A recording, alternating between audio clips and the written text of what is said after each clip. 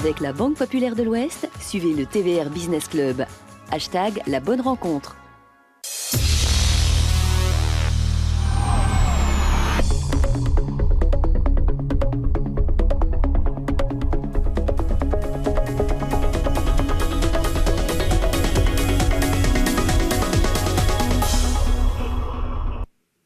Bonjour à tous, soyez les bienvenus pour ce nouveau rendez-vous du TVR Business Club. Vous le savez, l'économie décryptée par ceux qui la font. Nous sommes très heureux depuis l'atrium de la BPO d'accueillir un invité prestigieux à nouveau ce mois-ci pour décrypter cette information économique. Merci en tout cas à vous tous, merci au public présent. Nous allons parler de transport et je vous demande d'accueillir Jean-Jacques Le Calvez.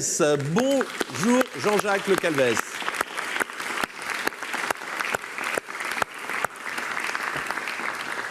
Grand merci à vous.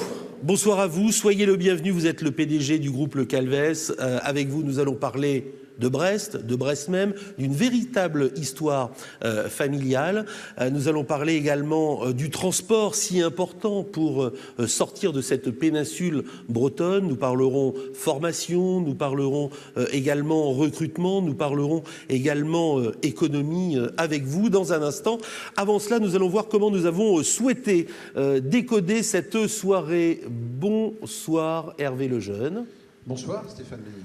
Hervé Lejeune, délégué général de l'UE 35. Alors, le transport, c'est quelque chose qui vous a toujours intéressé parce que dans une autre vie, ça a été aussi un cœur de cible important pour vous. Je ne sais pas si c'était un cœur de cible, dans tous les cas, ça a été une passion avec des gens qui sont passionnants et Jean-Jacques en fait partie, mais on parlera de tout ça un peu tout à l'heure. Je suppose que vous voulez connaître l'intitulé du débat. Non. Alors, juste avant, je voulais... Parce que souvent, c'est Jolène, elle va te décrire tout à l'heure un portrait exceptionnel. Mais je voulais qu'on remarque qu'en fait, elle est belle comme un camion. Quel compliment, merci beaucoup Hervé Lejeune. Et deuxième élément, en fait, elle a encore gardé l'accent belge, donc je pense que le portrait sera un peu sous un accent belge. Allez, le thème, transport et logistique, une force pour la Bretagne. Merci Hervé. Jolène, bonsoir, rédactrice en chef du journal de TVR. Jolène, vous vous intéressez tous les mois aux portraits très trempés. D'ailleurs, Jean-Jacques Le Calvez a énormément apprécié ce moment vraiment d'échange. Et oui, tout roule. Et puis, quand nous avons préparé ensemble, et je fais un petit peu cet accent belge pour faire plaisir à Hervé Lejeune, quand nous avons préparé ensemble ce portrait, il était dans la rue, mais finalement, le bruit de la circulation, c'est un peu son quotidien. Eh bien, on va voir ça tout de suite dans un instant. Bonsoir Eva-Philippe Petit, vous êtes là toujours en fin d'émission pour nous donner 3 repères très importants de l'actualité. Oui, bonsoir Stéphane, bonsoir à tous. Alors ce soir, nous parlerons d'emploi, nous parlerons d'Europe et d'un rendez-vous à ne pas manquer. C'est grâce à elle qu'on va comprendre pourquoi on parle de la Belgique, mais ce sera en fin d'émission. Voilà, ce sera en fin d'émission. Ça, c'est un teaser bien réalisé. Merci en tout cas à vous trois. Jean-Jacques Le Calvez, on est très heureux de vous avoir parce que l'on va décrypter tout à l'heure votre portrait. Mais juste un mot, c'est une marque, Le Calvez, aujourd'hui, en Bretagne et sur toutes les routes françaises, européennes. Ça part très loin parce qu'il y a une date qui a été très importante, c'est 1902. Bonsoir à tous d'abord, merci de m'avoir invité. Ça me permet de mettre en avant mon entreprise et un métier que j'apprécie et que j'adore, donc c'est une très belle chose. Effectivement, en 1902, l'entreprise a été créée à Brest, à Lambézélec, avec des chevaux, par une famille Plouet. Et mon grand-père s'est marié avec la fille Plouet. Mon grand-père était prof de maths. Et ensuite, donc, il s'est associé avec son beau-père.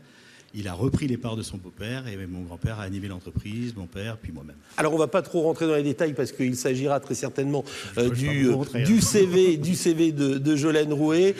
Donc, marque vraiment depuis le début des années 1900 pour une profession aujourd'hui qui symbolise parfois une région. Et Dieu sait si la Bretagne a de grandes entreprises de transport. Et c'est vrai que sur les routes, on se fait toujours ce sentiment lorsque l'on voit un camion breton avec Le Calvez et d'autres grands transporteurs.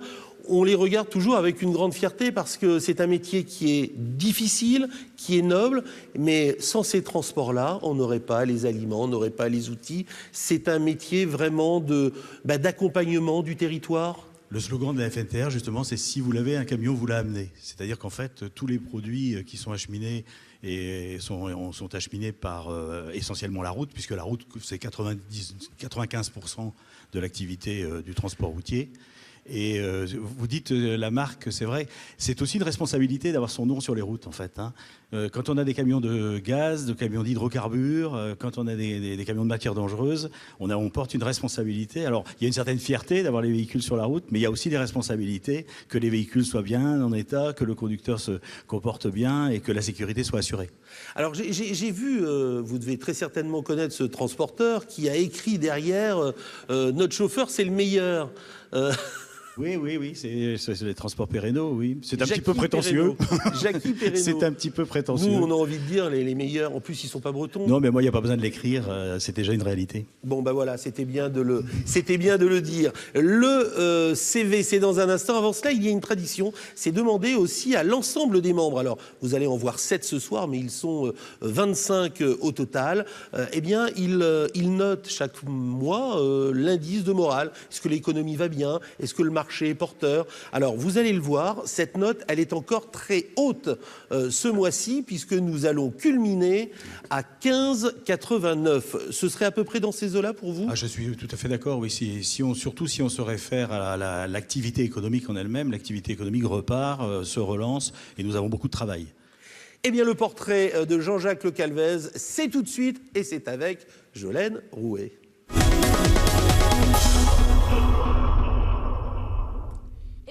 Jean-Jacques Le Calvez, j'avoue que j'ai failli tomber dans le panneau au départ quand j'ai préparé votre portrait, mais après contrôle, votre parcours n'est pas vraiment semé d'embûches. En même temps, la destination est toujours la même, Brest. Né il y a 60 ans dans ce port du bout du monde, vous y avez effectué vos études à l'école supérieure de commerce. Et vous résidez toujours à Brest même. Brest, on n'y passe pas, on y va, et surtout, on y reste. C'est un peu le comble du transporteur, j'ai envie de vous dire, mais dont vous avez su tirer tous les atouts. Après votre service militaire, votre père vous conduit dans l'entreprise familiale, celle, vous venez de le dire, qui avait été reprise par votre grand-père en 1902. Donc à cette époque, c'était pas Le Calvez, mais Plouet. Et coup de bol, vous venez de l'évoquer, mais votre grand-père finalement s'entendait bien avec son beau-père. Et Dieu sait que c'est important. Il s'est donc marié avec la fille Plouet, a racheté l'entreprise et puis plus jamais elle ne quittera ce chemin familial qui est le vôtre. Je le disais, votre père, votre grand-père, votre père, puis vous, un peu forcé au départ de faire partie du chargement, mais bon finalement vous mettez les mains sur le volant, vous embrayez et vous passez la seconde pour prendre progressivement les manettes de l'entreprise de transport. D'abord directeur commercial en 1981, puis directeur général en 87, avant d'être complètement aux commandes. C'était en 1995, lorsque votre père prend la direction de la retraite. Pas de pause sur votre parcours, vous êtes le seul d'ailleurs des 2 frères à avoir tenté de suivre cette voie, aujourd'hui spécialisé dans le frigorifique, les gaz hydrocarbures et le transport de volailles. Et même si vous avez fait le tour du monde, puisque vous êtes passionné de voyage, tout vous ramène toujours à Brest. Votre balise, c'est la mer. Et même si votre GPS a pu vous faire emprunter certains raccourcis plus que d'autres, vous n'avez jamais pris de déviation. Et vous êtes d'ailleurs toujours prêt à appuyer sur le champignon, fort d'une flotte de 1000 salariés et d'une ligne bien tracée. Rien ne se fait sans les hommes, c'est votre plan de route. Merci, bravo, je crois qu'on peut vous applaudir, Jolène, parce que Merci, il y a toujours, chaque mois, énormément de travail. Portrait fidèle. Je suis impressionné par la synthèse et par la qualité de cette intervention. Je vous remercie. Elle est à la fois sympathique et juste. Il s'est passé quelque chose, et on va passer dans la première partie du débat dans un instant, une date importante aussi, plus près de nous. 2014, ça force le respect, vous avez été élu transporteur de l'année. Je pense que ça encore, on peut vous applaudir parce que c'est une fierté pour la région d'avoir des entrepreneurs susceptibles, capables de se hisser au niveau national pour imprimer vraiment cette démarche économique. Mais derrière ce prix, c'est l'ensemble des hommes et des femmes. Vous le dites souvent, sans les équipes, il n'y a rien. Nous sommes vraiment un métier d'homme, enfin d'homme au sens large, hommes et femmes, parce que bien sûr on a beaucoup de collaboratrices qui travaillent à nos côtés, mais c'est complètement un métier humain, un métier d'homme, et le camion est un outil, mais la partie humaine est complètement cruciale dans mon métier. C'est vrai que ce moment était un moment fort, le moment de transporteur de l'année, c'est quand même quelque chose, c'est quand même un événement qui était important, et j'avoue que j'étais très fier pour mes équipes, et j'ai vu des conducteurs aussi très fiers. Je suis allé les voir dans les différents sites et on a célébré ça parce que c'était vraiment un moment important. Parce qu'aujourd'hui, votre groupe, c'est 1000 personnes, ça force le respect, 700 véhicules et vraiment cette exigence au quotidien. C'est-à-dire c'est un métier qui est très dur, très exigeant. Il faut tutoyer le zéro défaut chaque jour. C'est un métier qui est très difficile. Oui. On le dit souvent, mais c'est une réalité. C'est un métier où il faut énormément travailler. Tout le monde est très très engagé dans le travail, à tous les niveaux d'ailleurs de l'entreprise, il n'y a aucune exception. Et c'est un métier qui a à faible marge, c'est très clair et c'est connu aussi. On a une rentabilité qui est très très faible, donc on bascule très vite d'une situation positive à une situation négative. On est obligé d'être radin, on est obligé de faire attention à nos dépenses, mais c'est un métier complètement passionnant. Et justement, ce métier d'homme est un métier complètement passionnant. Bon, nous avons mis vraiment le préchauffage là depuis 11 minutes pour vraiment attaquer la première partie du débat. Merci Jolène. Eva, on se retrouve dans un instant. Petit jingle et nous allons accueillir les 3 premiers débatteurs qui vont s'installer à côté d'Hervé Lejeune.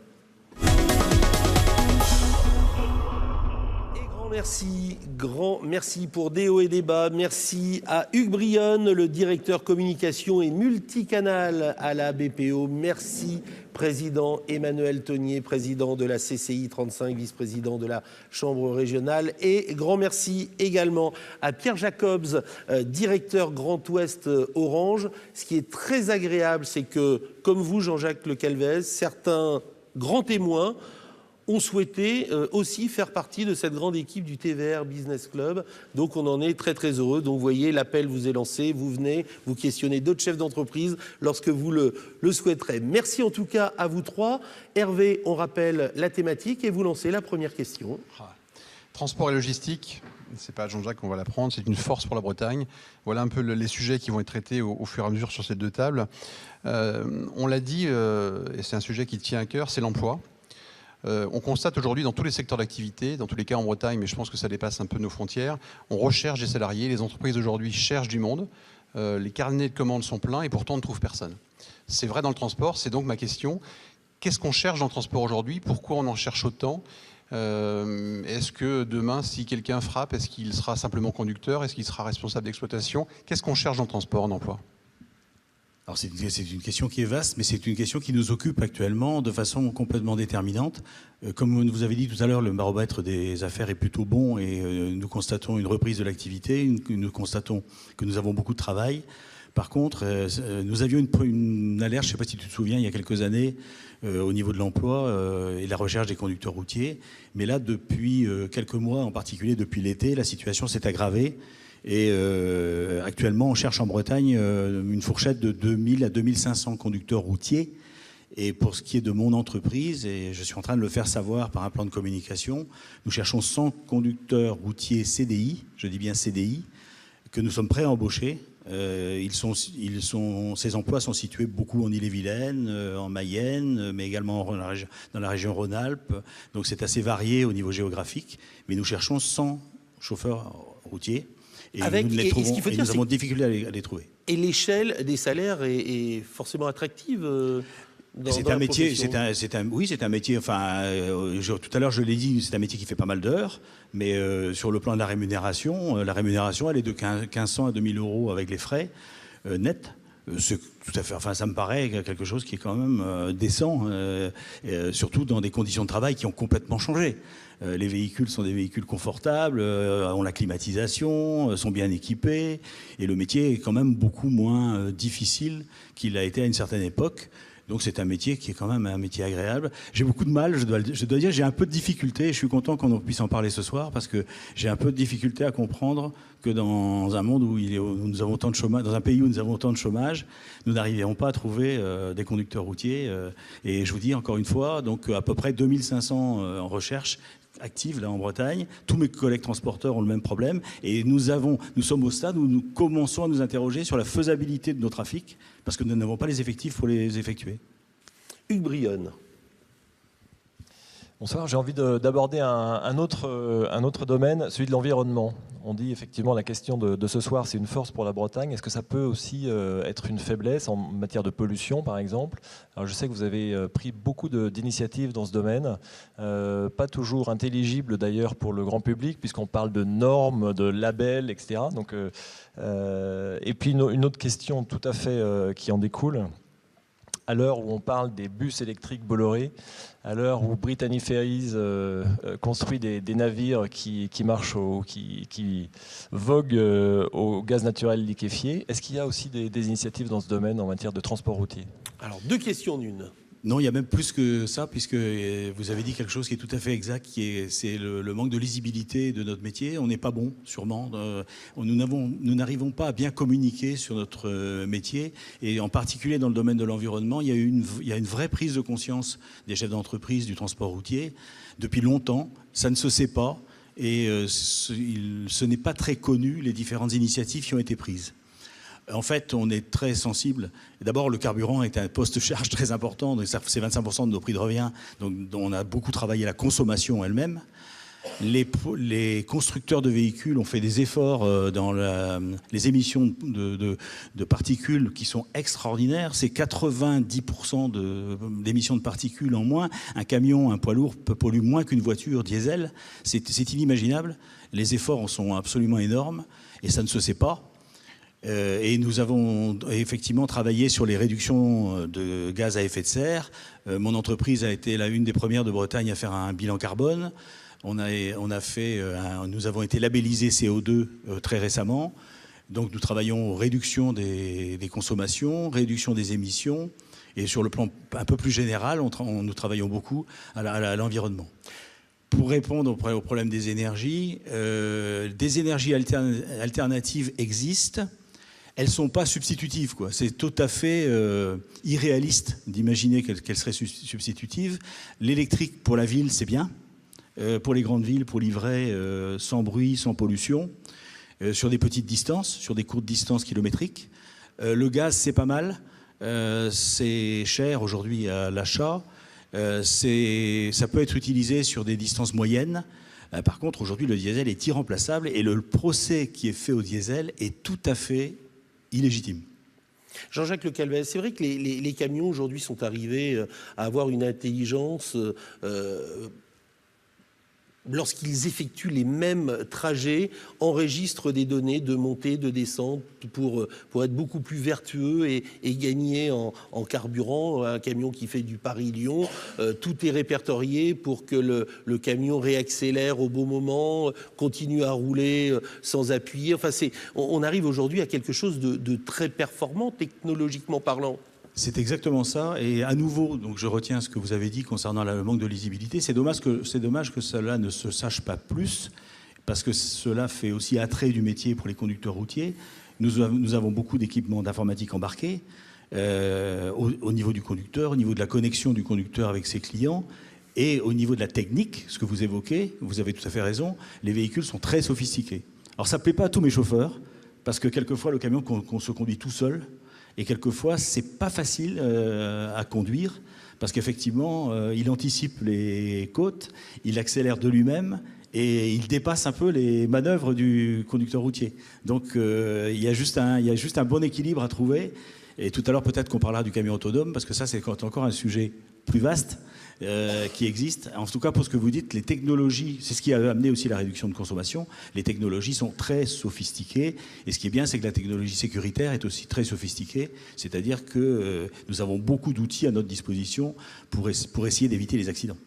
Emmanuel Tonier, président de la CCI 35.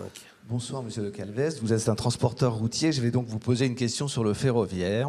C'est logique. Après-guerre, en Bretagne, 20% de la marchandise qui circulait par la voie ferrée. Aujourd'hui, nous sommes à 2% de la marchandise qui circule par la voie ferrée. Or, les régions de France sont plutôt à 4%. Donc, est-ce qu'aujourd'hui, c'est une fatalité, finalement nous n'y arriverons jamais. Est-ce que c'est une occasion ratée et irrémédiablement ratée, ou y a-t-il encore un espoir, car la périphéricité de la Bretagne dont parlait Stéphane Beignet, le caractère industriel de nos entreprises qui doivent envoyer leur production vers les bassins de consommation fait que le transport et la logistique sont un axe essentiel de compétitivité pour nos entreprises. Alors, est-ce que le réseau ferré a encore un avenir en Bretagne ? D'abord, je voudrais vous dire que je voudrais faire éviter quelque chose qui est faux. On pense que les transporteurs routiers de marchandises sont opposés au fer. C'est absolument faux. Nous considérons que c'est un mode d'acheminement qui est tout à fait crédible, qui peut l'être en tout cas. Et donc, on n'est pas des opposants. Au contraire, des gens comme les Transports La Haye, par exemple, ont beaucoup travaillé sur les caisses mobiles, sur les mises sur des wagons de caisses mobiles. Donc, on est même plutôt favorable à un développement et à une complémentarité, en tout cas, des modes de transport. Il y a une caractéristique de la Bretagne qui doit être prise en compte, c'est que nous transportons beaucoup de denrées périssables. Et nous n'avons pas beaucoup de temps à attendre, à la fois sur le temps ferroviaire, mais je ne crois pas trahir beaucoup de secrets en disant qu'il y a des difficultés importantes sur les délais, sur les faisabilités. Malheureusement, quelques mouvements sociaux grèvent également les acheminements. Et donc, il y a beaucoup d'obstacles. On pourrait développer plus. Nous sommes favorables à développer plus, mais il y a beaucoup d'obstacles à ce développement et aussi d'obstacles purement techniques. Effectivement, je disais, les denrées périssables sont livrées jour à jour de temps en temps sur la grande distribution, et ça, c'est pas jouable avec le ferroviaire. Pierre Jacobs. Bonsoir, monsieur. Je suis très heureux de pouvoir vous poser cette question. Elle portera sur l'innovation, mais au pluriel, j'allais dire au sens large. On voit qu'il y a beaucoup de ruptures technologiques, que le monde du numérique apporte beaucoup de choses et va changer quelque part la façon dont on va transporter les biens, les marchandises, et puis la façon aussi dont vont travailler vos salariés, vous en parlez tout à l'heure. Donc j'ai envie de vous poser la question, les principales ruptures technologiques que vous voyez dans les 10 prochaines années, puisqu'on parle aujourd'hui de voitures et de camions autonomes, et puis on parle de livraison de certains objets par drone. Donc on voit qu'il y a des ruptures technologiques majeures qui vont toucher le monde du transport. Et quelles conséquences? C'est l'innovation plus managériale et sociale, hein, puisque vous tenez, c'est avant tout une entreprise d'hommes et de femmes, avec de vraies valeurs dans votre entreprise. Donc comment cela va s'adapter, le corps social va s'adapter au changement du métier? Vous ne m'avez pas fait un cadeau, hein, parce que c'est une question qui est très très vaste, très intéressante, mais très très vaste, parce qu'effectivement, elle touche à la fois la technologie du matériel. On en a parlé tout à l'heure avec un véhicule qui est de plus en plus autonome dans son mode de fonctionnement. Elle touche également, j'ai dit, l'informatique embarquée qui équipe nos véhicules et qui est de plus en plus sophistiquée. Nous communiquons avec nos conducteurs, nous avons des échanges directs avec nos conducteurs. Les clients peuvent communiquer sur des dalles informatiques. Donc cela touche l'équipement dans la cabine, mais nous avons un nouveau challenge qui est assez intéressant et qui est assez motivant pour nous, parce que se développent aujourd'hui des plateformes de suivi de la marchandise. Alors cela existait au niveau de la messagerie, c'est-à-dire que quand vous étiez chez UPS ou chez FedEx, votre colis est suivi et tracé quasiment en temps réel, et c'était relativement peu développé dans notre métier sur les autres modes de transport, et se sont infiltrés des startups qui, par des moyens technologiques relativement légers d'ailleurs, arrivent à tracer la marchandise. Et c'est un petit peu dangereux pour nous, parce que nous avons, nous, transporteurs, à évoluer et à nous-mêmes offrir cette prestation pour ne pas simplement être des exécutants et simplement conduire un véhicule et fournir un conducteur, quand d'autres possèdent le fonds de commerce et possèdent la technologie de l'information. Donc on a vraiment un challenge déterminant là dans la technologie de l'information et dans le suivi de la marchandise et dans le juste à temps et dans la fiabilisation de la circulation d'informations. Hervé.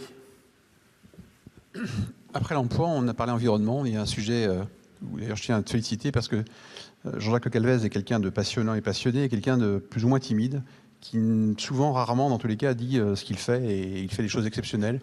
Tu fais partie de ceux qui se sont battus pour ou contre l'écotaxe, dans tous les cas contre l'écotaxe en Bretagne.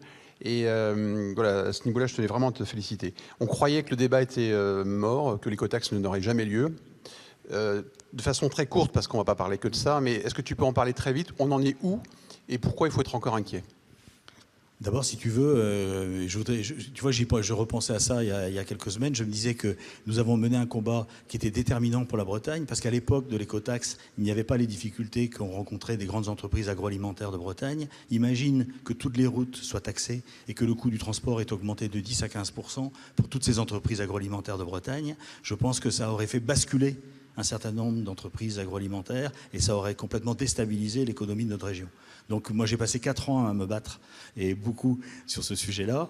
Effectivement, on pensait qu'il était enterré, il est en train de ressurgir. En fait, on charge de l'argent, donc je rappelle que nous rémunérons, puisque l'écotaxe n'ayant pas été mise en place, nous avons eu une TIPP supplémentaire, c'est-à-dire que nous avons des centimes supplémentaires sur le carburant qui fournissent une partie des ressources qui étaient prévues être fournies par l'écotaxe. Ce qui était tout simple, ce que nous avions d'ailleurs proposé, il suffisait de rajouter quelques centimes plutôt que ces fichus portiques qu'on a su déplacer. Parce que sur l'écotaxe, vous aviez dit, si je me souviens à l'époque, que la Bretagne a une spécificité particulière. Bien ça sûr. n'est pas une région de transit, mais Bien si sûr. on part de Brest pour aller... Elle est périphérique. On est obligé de faire déjà 500 km pour sortir de la Bretagne et aller au Hautes-Tuyres. Elle est périphérique et c'est le grenier agroalimentaire de la France. Donc pour avoir une économie agroalimentaire dynamique, il faut quand même l'assister un petit peu. Et puis de toute façon, nous rémunérons, il ne faut pas croire que nous ne payons rien. Le transport routier, il paye des taxes de tous ordres, et nous avons une contribution très forte au budget de l'État et à l'économie de l'État. Et en conséquence, c'était vraiment quelque chose de tout à fait illogique. Bon, bref, donc on pensait que c'était terminé. Actuellement, il est essayé de remettre des taxes tu vois, plus départementales. Ils essaient de mettre le coin en mettant en place un certain nombre de taxes. Par exemple, sur Nice, ils sont en train de mettre une espèce d'éco-taxe sur un certain nombre de routes du 06. Et par ce biais-là, ils vont essayer ensuite, je pense, d'essayer de développer et d'étendre le dispositif. Mais nos bonnets sont au chaud et ils sont encore sur mon bureau et nous sommes prêts au combat. C'est pour ça que le livre est rouge aussi, non? Un peu. On en parlera tout à l'heure de ce très beau livre sur votre société. Hugues Brionne, BPO. Quel est votre terrain de jeu aujourd'hui d'une entreprise locale à la création? Vous avez beaucoup grossi, quelquefois même plusieurs fois par croissance externe. Vous êtes aujourd'hui un acteur connu, reconnu sur le terrain national. Est-ce que vous pensez à l'international? Et si oui, comment est-ce que ça pourrait se faire? Avec des connexions ou par croissance externe, encore une fois? Alors, tout à l'heure, la chroniqueuse qui a fait une excellente chronique a dit que je n'avais pas eu d'obstacle dans ma vie. C'était un peu réducteur parce que j'ai un métier difficile, j'ai dû prendre des décisions.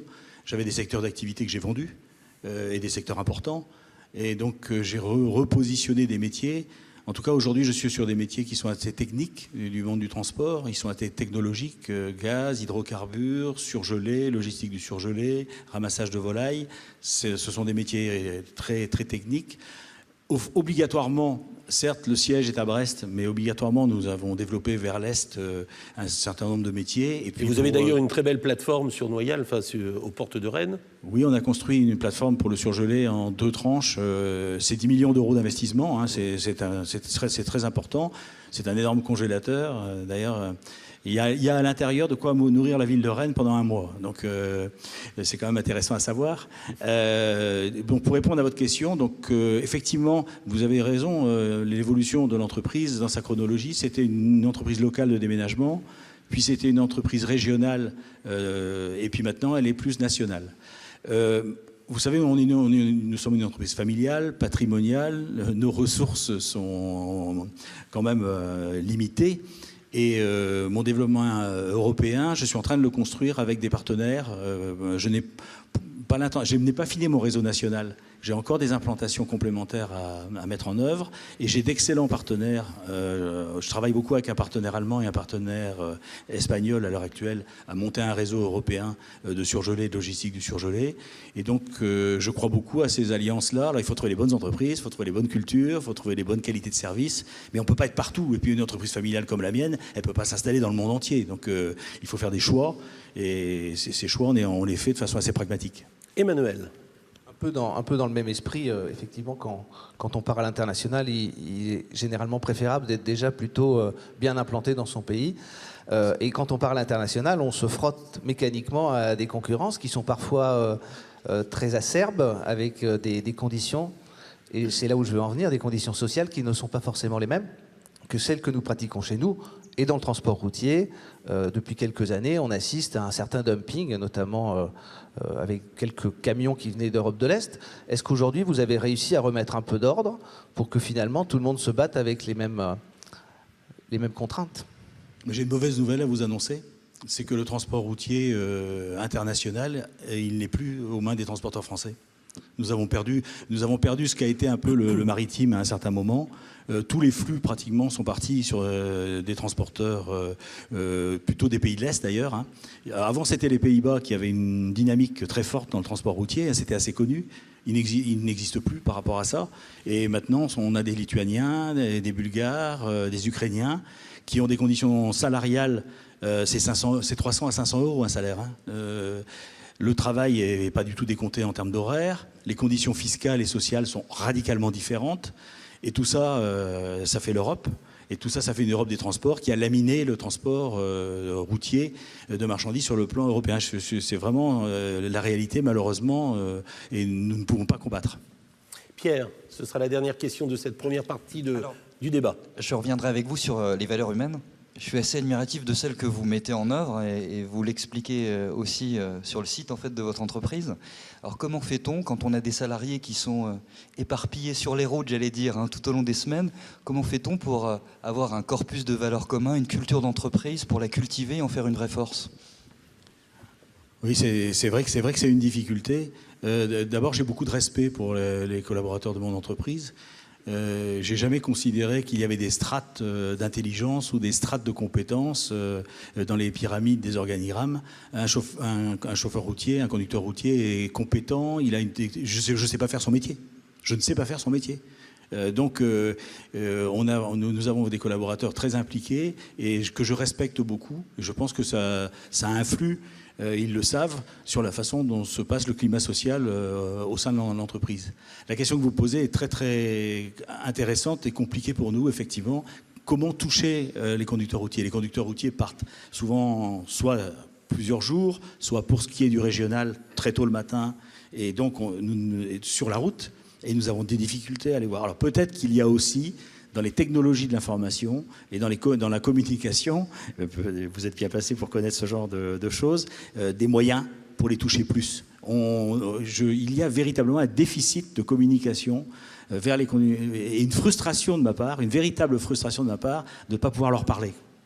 Merci en tout cas Pierre, Emmanuel et Hugues. C'est la mi-temps du débat, mais mi-temps très courte, nous repartons dans quelques petites secondes. Et merci d'accueillir à présent Marie-Laure Collet, Hugues Vanel et Maître Marc Lenné. Merci à vous trois. On rappelle, Hervé, la thématique du débat hein, qui est autour de ces tables depuis maintenant un peu plus d'une demi-heure. Transport et logistique, une force pour la Bretagne. Alors vous allez garder le micro pour relancer la série de questions de cette deuxième partie de débat. Alors, il y a l'actualité qui est celle des états généraux de l'agroalimentaire, je crois. J'ai deux questions. La première, est-ce que le transport routier y est associé? Et la deuxième, est-ce que tu crois franchement qu'on va pouvoir enfin mettre le prix du transport à sa juste valeur par ce dispositif? Alors sur la première question, à ma connaissance, on n'est pas du tout concerné. Hein. Enfin, on n'a pas été associé, ce qui est d'ailleurs, c'est intéressant ce que tu dis, parce que ça n'aurait peut-être pas été forcément idiot. On a un petit rôle quand même dans la chaîne de l'agroalimentaire et on n'a pas du tout été associé à ces travaux. Donc ça, c'est vraiment regrettable. Bon, quant au prix, le phénomène qu'on constate de raréfaction des conducteurs routiers et de la main-d'œuvre en général est peut-être une possibilité de limiter la suroffre du transport et peut-être de faire des sélections. On a des technologies que j'ai évoquées à mettre en œuvre. On a des matériels de plus en plus sophistiqués à mettre sur la route. On a à former, on a à faire évoluer. Et ça se fait pas sans une rémunération. Et peut-être que le fait que les conducteurs soient plus rares amènera une revalorisation de notre métier qui est nécessaire pour que nous puissions mener notre route correctement. Parce que vous dites souvent, Jean-Jacques Le Calvez, que vraiment, le métier, votre métier, mérite sa juste rémunération. Et on n'en est pas encore là ? On n'en est pas encore là, mais enfin, c'est aussi notre responsabilité. Hein. Nous avons à savoir à dire non, nous avons à vendre nos prestations. On n'attend rien de l'État, on n'attend rien des autres. Hein. Peut-être qu'il faut peut-être se prendre en main nous-mêmes et valoriser notre métier, ce que l'on fait, et savoir le vendre. Merci beaucoup à Hugues Vanel qui va poser la prochaine question. Vous êtes le président de la Fédération régionale du bâtiment de Bretagne. Hugues, c'est à vous. Monsieur Le Calvez, bonjour. Une petite question, vous avez rapidement abordé la chose tout à l'heure. Le camion autonome, c'est pour quand et comment ça fonctionnera ? Alors, d'abord, on va relier juste une seconde le phénomène de l'emploi, parce qu'il se dit tout un tas de choses qui sont inexactes. Et c'est parmi les multiples raisons des difficultés de recrutement des conducteurs routiers, il y a un peu le camion autonome, parce que le grand public pense que le métier du transport routier et de conducteur routier est un métier condamné. Ce qui est absolument faux, et je vais vous en parler. Et c'est tout à fait faux. D'abord, la technologie avance à une vitesse supersonique. Je ne pensais pas, moi, que les choses allaient aller si vite. Vous avez vu au niveau des voitures que les choses évoluent beaucoup. Vous avez vu la dernière Audi A8, elle est quasiment technologiquement prête pour rouler toute seule. Et au niveau des véhicules, il y avait un article dans les Échos sur Mercedes, par exemple, les véhicules commencent à être prêts. Donc je pense que, d'ailleurs des amis me l'avaient dit, ça va aller très vite, ça va être prêt très vite. Bon, c'est bien, parce que ça va être utilisé dans un certain nombre de conditions. Par exemple, vous avez tous les véhicules qui font du Paris-Lille sur l'autoroute A1 en convoi et qui sont constitués par la même entreprise. C'est tout à fait envisageable qu'il y ait un conducteur, plusieurs véhicules qui se suivent et des véhicules qui, de façon autonome, accompagnent le mouvement. Ça va exister pour des typologies de trafic comme celle-là. Pour ce que je fais, c'est-à-dire aller livrer une citerne de gaz à Loudéac chez Madame Michu au départ de Rostrenain, avec un aide flexible, etc. Là, évidemment, on aura toujours besoin d'un conducteur routier qui effectuera les prestations. Il y a un rapprochement que j'aime bien, moi, c'est l'aérien. Et il existe l'avion vole de façon autonome avec un pilote automatique, mais il y a un pilote dans l'avion. Le pilote, et moi j'aimerais bien que mes pilotes, ils soient revalorisés dans leur métier et dans leurs prestations et dans leur formation pour plutôt peut-être accompagner le mouvement. Mais pour l'instant, il y a un pilote dans l'avion, il y aura un conducteur dans les camions. Marie-Laure Collet, société Abaca, qui est avec nous pour vous poser une question, Jean-Jacques Le Calvez. Bonsoir Jean-Jacques, nous avons la chance de partager des engagements sociétaux ensemble et notamment à travers l'association Produits en Bretagne. Donc je voudrais te demander si justement tu te sers suffisamment de tes engagements sociétaux, que ce soit aussi syndicaux au niveau de la FNTR, pour justement être attractif vis-à-vis de ces collaborateurs que tu cherches. Est-ce que tu te sers de ces éléments pour les attirer ? Si la question est le rôle de nos fédérations, nous ne sommes pas un métier de communicants. On a, je l'ai dit tout à l'heure... ça pêche encore aujourd'hui ? Mais ça pêche complètement. Nous ne sommes pas un métier de communicants. Alors, c'est peut-être profond, c'est peut-être lié, il y a beaucoup d'autodidactes que je respecte complètement parce qu'ils ont des parcours extraordinaires. On est assez secret, on travaille beaucoup et on est un peu englué dans nos quotidiens et dans nos métiers, et donc on ne sait pas communiquer. Donc, comme on n'est pas bon en communication individuellement, donc, tu vois, ma frustration, c'est d'être pas plus disponible pour aller dans les écoles, pour aller au contact des jeunes, pour leur expliquer ce que c'est que le métier, pour leur expliquer que c'est un métier qui est intéressant. Donc ça, c'est une frustration personnelle. Et pour ce qui est de nos fédérations, elles ont quand même du mal à engager des processus. Alors moi, j'ai eu une idée il y a quelques semaines qui n'est pas inintéressante. Je peux la dévoiler, hein, mais elle est assez intéressante. Le groupe Total a une expérience très forte de l'image de marque. Il a eu un certain nombre de catastrophes qui ont amené qu'il a travaillé son image de marque. C'est un gros fournisseur pour nous de carburant. Il essaie d'un peu d'étendre ses services et on a envisagé qu'il travaille avec nos fédérations à une vraie réflexion de campagne de revalorisation de notre métier. Vous savez, ça a été réussi dans l'armée de l'air, par exemple, avec les campagnes qui ont été menées. Nous, je pense qu'il faut qu'on apprenne à communiquer et qu'on a besoin des autres et qu'on a besoin de l'expérience des autres pour l'apprendre. Maître Marc Lenné, chambre départementale des notaires et régionale. Monsieur Calvez, bonsoir. Je voudrais revenir sur l'emploi. Aujourd'hui, on constate, notamment dans le bâtiment, je pense que c'est Poek Vanel qui vient de démentir, qu'on a quand même un problème, c'est qu'on ne trouve pas de main-d'œuvre. Donc on a quand même certainement, à un moment donné, une distorsion entre l'offre et la demande, puisqu'il y a quand même du monde à chercher énormément, et les entreprises cherchent aussi à recruter, et ça ne matche pas. Donc moi, j'aimerais juste que vous nous présentiez, tout simplement, votre métier, alors pas le vôtre de chef d'entreprise, on l'a un petit peu évoqué, et puis bon, je pense qu'autour de cette table, on connaît un peu le métier de chef d'entreprise, mais on va dire vos équipes, vos gars, comme on dit, c'est quoi une journée type pour un chauffeur, enfin pour donner juste envie aux jeunes, parce que c'est vrai que tout ce qu'on voit, nous, c'est le transporteur routier sur la route, qui quelquefois nous empêche de doubler, voilà, on a cette vision-là, mais qu'est-ce que c'est comme formation? Vous parliez tout à l'heure de l'électronique, on a parlé aussi des drones. Est-ce que demain, les transporteurs ne seront pas aussi un peu des informaticiens? Voilà, donc il y a peut-être ce côté-là. C'est pas juste le transporteur qui est derrière son camion, mais peut-être quelqu'un qui a aussi un bac+2, un BTS, qui a quelque chose en électronique, en informatique, enfin voilà. Si vous pouvez juste nous décrire un petit peu quels sont les différents métiers dans votre secteur. Et là, c'était quelqu'un qui téléphonait justement peut-être pour une embauche. Hein. Alors je donnerai le numéro de téléphone pour lequel il faut appeler. Oui, mais votre question est aussi relativement vaste. Nous avons des difficultés de recrutement qui existent et sur un métier qui n'est pas connu, c'est ce que nous avons expliqué. Le métier d'abord est un métier qui forme les gens. Il y a un permis de conduire qui dure à peu près un mois de formation et vous ne pouvez pas conduire un poids lourd si vous n'avez pas un mois complémentaire d'une formation complémentaire. Bon, d'une part, et puis ensuite, moi qui ai des métiers techniques et spécialisés, nous avons des spécialisations de formation qui sont évidemment imaginables quand on transporte du gaz et des hydrocarbures. On ne met pas quelqu'un sur la route comme ça. Donc nous avons déjà de la formation. Tout à l'heure, j'ai évoqué le devenir du métier et le devenir du conducteur dans un véhicule beaucoup plus autonome. Effectivement, il sera tiré vers le haut.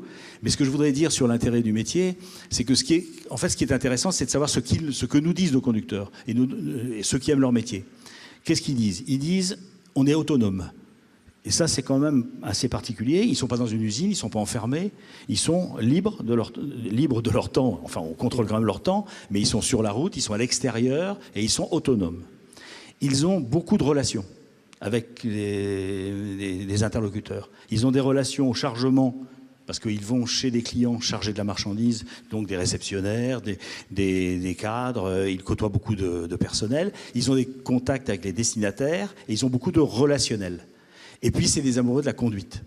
Et généralement, ce sont des grands amoureux de la conduite, des amoureux de la route. Et donc, le métier remplit un certain nombre de conditions d'autonomie, de relationnel, de passion, qui amènent à ce que, quand il est vécu, on y reste. Et d'ailleurs, nous n'avons pas de départ, nous avons très peu de démissions. Généralement, quelqu'un qui vient et quelqu'un qui se plaît et qui reste. Combien de kilomètres en moyenne pour un chauffeur par an? Nos camions font 12 000 kilomètres par mois. 12 000 par mois. On va faire un tour de table à nouveau, Hervé. Puisqu'on parle communication, rapidement, sur certains poids lourds, sur certains semis, on voit de la pub. En fait, on voit le nom d'un client, quel qu'il soit. Et puis sur d'autres, on ne le voit pas. Par exemple, chez toi, on voit plutôt le Calvez, on ne voit pas le nom de tes clients sur les semis. Pourquoi, dans ta société, tu refuses de faire de la publicité sur les véhicules et pourquoi d'autres de tes confrères le font? D'abord, je refuse pas. Je l'ai pas vu, c'est pour ça. Oui, je trouve que c'est provoquant. Mais non, je suis pas très favorable. tu sais, je vois à travers ta question, je ne suis pas très favorable. Je ne suis pas très favorable parce que je trouve que on nous a, tout à l'heure je disais qu'on n'était pas des communicants, il faut qu'on fasse savoir notre nom, notre image de marque, et d'abord on n'est pas payé pour faire ça, donc si on était payé peut-être que ce serait plus intéressant, et puis bon, tu sais très bien que les trafics varient, on les perd, on les gagne, et généralement c'est pas une solution que je trouve une solution extraordinaire. Je préférerais faire de la publicité sur mes véhicules pour le métier, pour l'embauche, pour la recherche de mes conducteurs. Et là, je trouve qu'on a des beaux panneaux disponibles pour valoriser les recherches de conducteurs plutôt que valoriser nos clients. Hugues. Les entreprises de transport sont de plus en plus grandes. 1000 camions, c'est juste énorme. Est-ce que c'est un mouvement qui va continuer, grossir encore vos entreprises quel est l'avenir du transport dans la région notamment ? Alors, je ne sais pas, comme on disait tout à l'heure, le métier n'est pas très, très, très connu. Je ne sais pas si vous savez qu'il y a 38 000 entreprises de transport en France. 38 000 entreprises. Il y en a environ 300 par département. C'est énorme. C'est énorme, oui. Énorme. Parce qu'il y a énormément encore de petites entreprises, d'entreprises de 1, 2 camions, qui sont souvent d'ailleurs des sous-traitants, sans que ce soit péjoratif, mais qui travaillent pour les grandes entreprises. Et donc, sur la concentration, il y a de la marge. Alors, d'abord, il y a donc un nombre d'entreprises qui est très, très élevé. Il y a un phénomène de concentration inéluctable. Tout à l'heure, on a dit que c'est un métier difficile, à faible marge. La bataille est très, très rude au niveau des fonds de commerce. La bataille, elle est nationale, elle est européenne. Et il faut être musclé, il faut être armé. Donc, la concentration est logique. Et puis, il y a aussi un phénomène générationnel qui est très important, qui est sûrement connu aussi dans vos métiers. C'est qu'on a beaucoup de chefs d'entreprise indépendants qui prennent leur retraite, qui s'en vont. Et j'espère que des entreprises comme la mienne pourront continuer à racheter d'autres entreprises familiales, parce qu'après, ce seront des grands groupes détenus par des fonds ou des grands groupes internationaux qui rachèteront les entreprises de transport. En tout cas, la réponse est oui, la concentration va continuer et de façon très forte. Marie-Laure Collet. Tu as parlé de cette difficulté d'attirer des talents, et notamment sur le métier de conducteur, mais pas que, il y a aussi les responsables d'exploitation. Est-ce que ce sont des métiers auxquels on peut accéder à n'importe quel âge après une vie professionnelle? Et comment? Et est-ce qu'il y a des formations adaptées? Oui, effectivement, dans cette recherche que nous menons, nous avons bien sûr mis en place tout un tas de pistes. Et en particulier, on a une piste assez originale qu'on a mis en place qui s'appelle les POEC. En fait, ce sont des candidats de tous âges qui n'ont parfois pas leur permis de conduire. Et en liaison avec les organismes de formation et Pôle emploi, nous prenons des contingents de personnes que nous formons, dont nous finançons le passage du permis. Elle s'est cofinancée également par d'autres personnes. On ne fait pas tout seul le financement, mais on les accompagne dans la formation, on les accompagne dans le passage du permis, on les accompagne dans la mise en place de cette formation. Et c'est une des façons de pouvoir recréer une main-d'œuvre qui, entre parenthèses, a été beaucoup créée par l'armée. La dernière question, 1 minute, question-réponse comprise. Voilà. Simplement, pourquoi ne pas, parce que quand on a besoin comme ça d'avoir du monde dans une entreprise, pourquoi ne pas créer à un moment donné sa propre école? Est-ce qu'on n'aurait pas une école de Calvez, à la limite, voilà, une formation interne sur 6 mois, sur 1 an, et pourquoi pas même mutualiser avec d'autres transporteurs? Si vous êtes plusieurs en France, il y a un vrai savoir-faire français. Pourquoi? Puisque à un moment donné, effectivement, les formations souvent sont théoriques, sont pas une formation de terrain, voilà, avec un job à la clé au bout de 6 mois ou d'1 an, voilà. Nous avons, tu as parlé tout à l'heure d'une fédération qui est la FNTR nationale. On a des réunions régionales et on a en Bretagne, c'est assez connu, un nombre de transporteurs significatif. Et c'est une idée que nous travaillons actuellement. Alors, ce n'est pas exactement une école de formation, mais on envisage de mutualiser nos moyens, de nous mettre en proximité d'organismes de formation spécialisés et de créer nous-mêmes, en s'associant, ce que vous venez d'évoquer, qui est une solution certainement intelligente et nécessaire à mettre en place rapidement. Merci beaucoup. Vous restez avec nous pour la fin de cette émission. Merci Jean-Jacques Le Calvez. On va poursuivre notre tour d'horizon de l'actualité économique de notre territoire. C'est le Save the Debt avec Eva-Philippe Petit. Eva, merci en tout cas de nous annoncer 3 informations importantes. Et la première, ce grand groupe brétilien qui vient d'annoncer un agrandissement supplémentaire. Oui, 1600, c'est le nombre de personnes employées par le groupe Legendre aujourd'hui.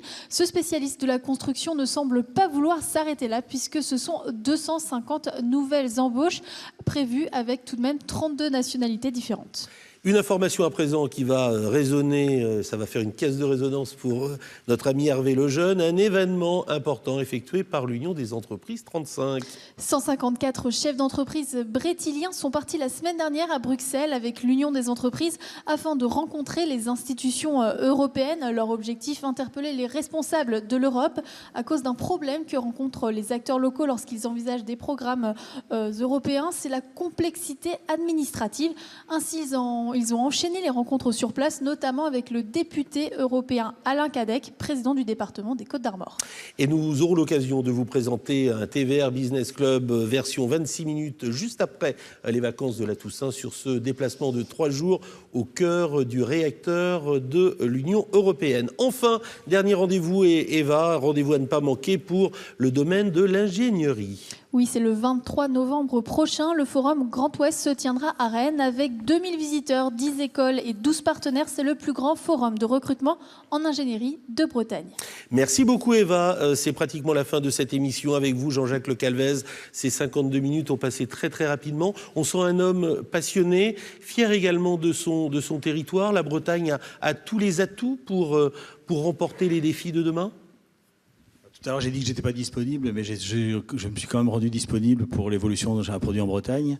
J'ai eu l'honneur d'être aux côtés de Jacques Bernard, qui est présent dans cette salle, à la vice-présidence de produits en Bretagne. Je suis très très attaché à ma région.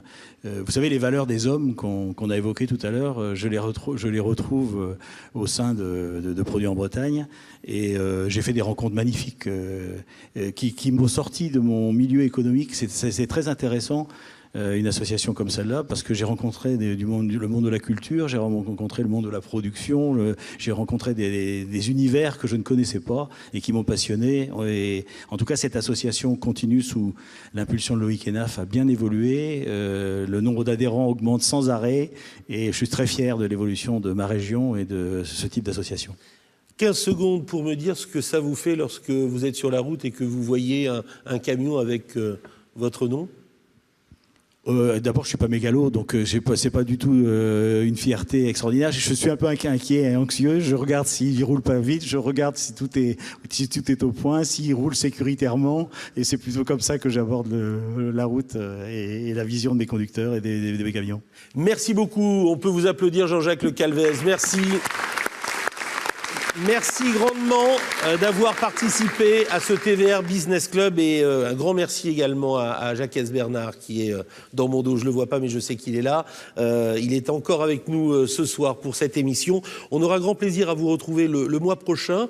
Christophe Mirmand, le préfet de région, sera à votre place. Jean-Jacques Le Calvez, l'occasion avec nos chroniqueurs d'envisager les grandes thématiques et les grands débats de notre économie en région Bretagne. Excellent mois à tous, merci au public, merci à la Banque Populaire qui nous accueille chaque mois ici et grand merci à vous Jean-Jacques Le Calvez. Bon mois à tous.